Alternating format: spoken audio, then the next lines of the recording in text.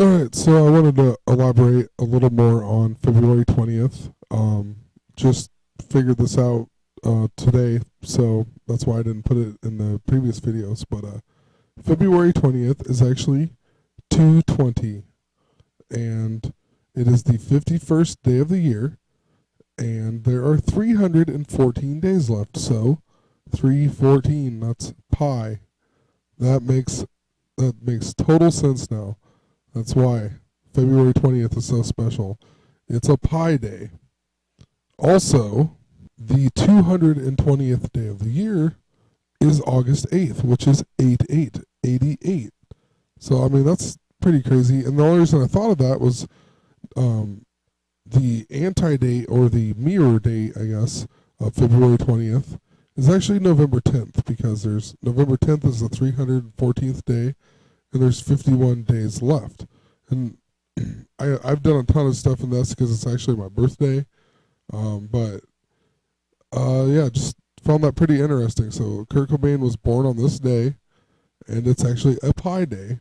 And then even the 220th day is 8/8, so it's all about 88 still.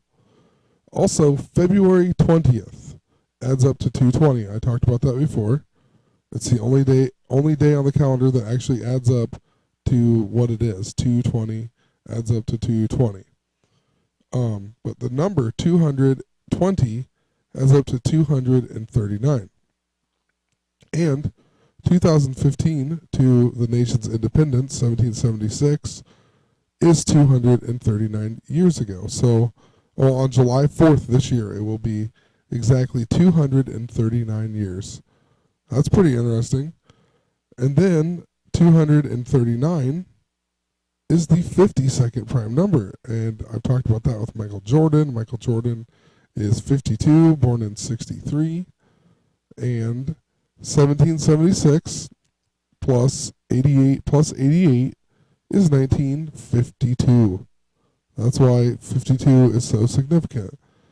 And so just, I don't know, just pointing that out, I guess. I'm going to move on, but I mean, it's some pretty deep stuff. So then, even Nirvana's first album, Bleach, actually their first single even was called Love Buzz. It's a cover song, but it was released in their debut single. It even says right here, following the release of its debut single, Love Buzz, in November 1988. That is, it doesn't say a date, so that is 1188. Talked about that. 1188 on the Gregorian calendar is actually 4949 on the Hebrew calendar. So that's pretty interesting. The song, like I said, was actually a cover, and the original was released in 1969. So depending on the actual day, it doesn't say. It could have been 45 years ago, but it was written by Robbie Van Leeuwen or whatever, and he was born in 1944. Also, Kurt Cobain died 44 days after his birthday. I don't think I ever mentioned that. Anyway, the last album that was released when Kurt Cobain was still alive was In Utero. And it says that the length is 48:49. So, kind of interesting. I've been talking about 49, and Kurt Cobain is actually would be his 48th birthday this year. So next year would be his 49, like I said. So, kind of interesting. Maybe they're doing they're using this for 2 years. I don't know. It was recorded over Lupercalia, which pretty interesting. Again, I know I say that all the time, but I mean, what are the odds? I mean, I remember this album for a lot of stuff, but most people probably remember it because of Heart Shaped Box, and that was the first single off of the album is Heart Shaped Box. Okay, well, first thing, Heart Shaped Box. It came out on August 30th, 1993, which Kurt died on 4/5/94. So that is actually 218 days before Kurt Cobain died. So 218 is, if you break that down to the date, 218, which is February 18th, it's the 49th day of the year. Also, the song was originally called Heart-Shaped Coffin, because he died because of the heart, died of Valentine's themed. I mean, come on. But even on the box set, he even says Heart-Shaped Coffin on one of the original tracks on the box set. There's also a song on In Utero called Tourette's. It's track 11. It's 1:35, which in seconds, that is actually 95 seconds. And interesting that he died on the 95th day of the year. And a lot of people think that Courtney had him killed because of turning down Lollapalooza for $9.5 million. But the song Tourette's is all about my heart. That's what it says a whole bunch of times. May Day, every day, whatever. Could have had a heart attack, my heart. We don't know anything, my heart. Nothing fair, my heart. I mean, it's my heart, my heart, my heart. Then interesting that he died, like I said, 95th day of the year, and this song is actually 95 seconds long. Who knows? So, actually, Kurt wanted to call this album not In Utero. He wanted to call it I Hate Myself and Want to Die. And but anyway, they changed it because Kurt didn't. It says his mind, due to the fear, the dark humor of the title would be lost on some critics and fans. So they didn't want him to get the wrong impression. So I hate myself and want to die. And then supposedly he kills himself, but he says it's an inside joke, so kind of weird. But it was actually a song as well. It says, during the original song, Kurt Cobain reads the following from Deep Thoughts by Jack Handey. Most people don't realize blah, blah, blah here. You're going to read that, but let's just look at Jack Handey and Deep Thoughts. Jack Handey was born on February 25th, 1949. And he's 66 years old, but 49, come on. And they released this, the B-side on this single here, Pennyroyal Tea, I Hate Myself and I Want to Die. They released it in April of 1994, the same month that Kurt Cobain supposedly killed himself or whatever. So, I mean, they did that on purpose. They had to have.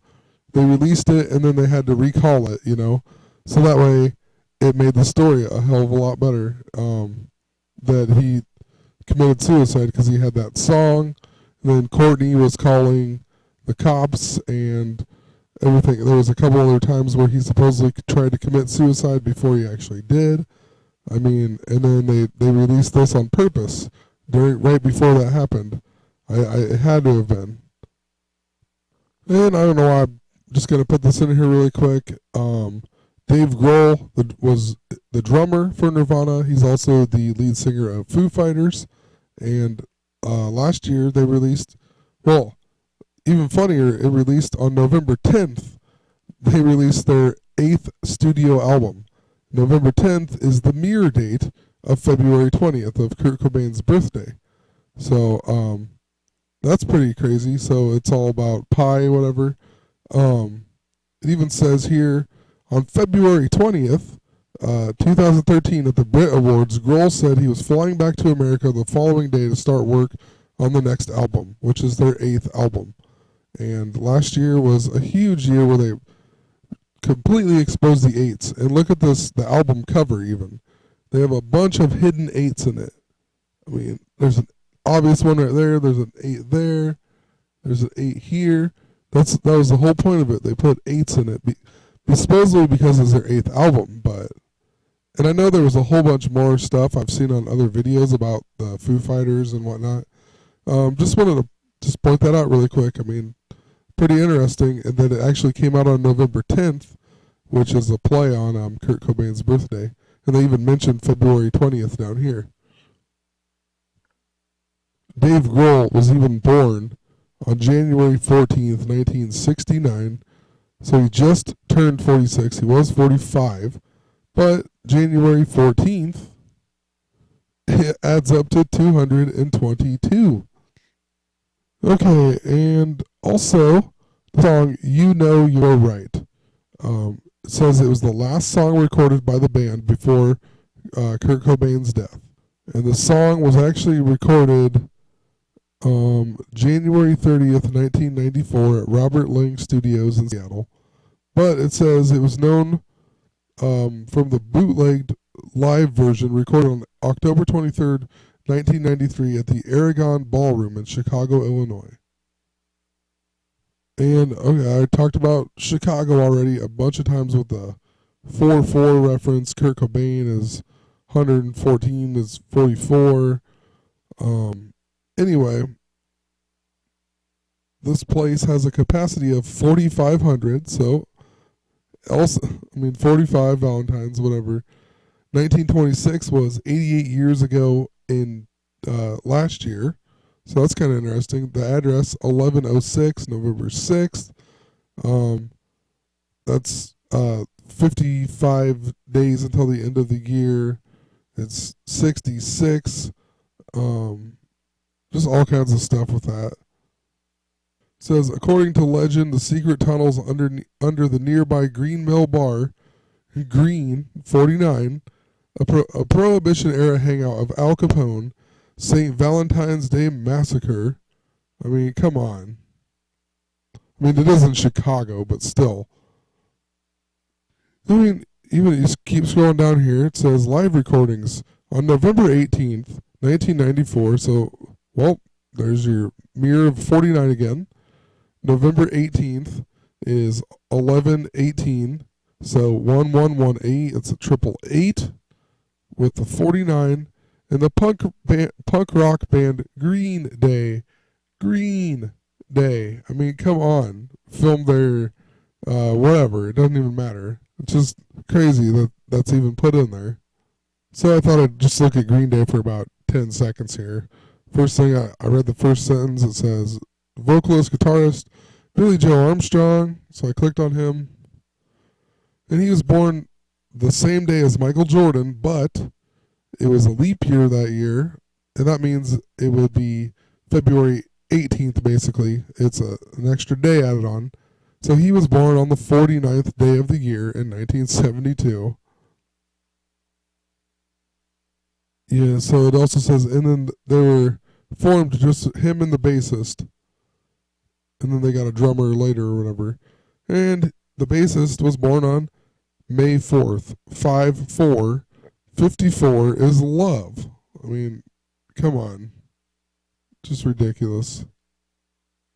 Anyway, back to You Know You're Right. So the song, like I said, was recorded in 93 on this live one and 94 here. But then it wasn't released until 2002, so 22. And look what day it was released on. October 8th. 8/8. Oct 8, whatever. Just give me a break. It's just so hard to put in your brain that they've been doing this to you for so many years and you never caught on. You know what I mean? And then you start noticing it and you're like, what? It just blows me away. I'm sorry for rambling, but oh man. So I keep reading. I'm just reading the history of it. Anyway, it says, You Know You're Right may have not been the proper title at the time of Kurt Cobain's death. It was simply listed as Kurt's song number 1. It was performed You've Got No Right by Hole at their MTV Unplugged appearance. Well, that's messed up. Because if there was no name and they made up one, then it was coded. So we've got You've Got No Right by Courtney Love. He covered it. You've Got No Right actually adds up to 221, which is signal. Pope Francis adds up to 122. San Francisco adds up to 122. It's just the mirror. But even better here, and I'm going to end the video on this, and then I got a few more parts coming out. It says that Hole actually covered the song on February 14th, 1995. So Valentine's Day. Just give me a break. It's so rigged and everything set up. whatever. Like I said, I think I got 2 more parts, but they'll be out tomorrow night.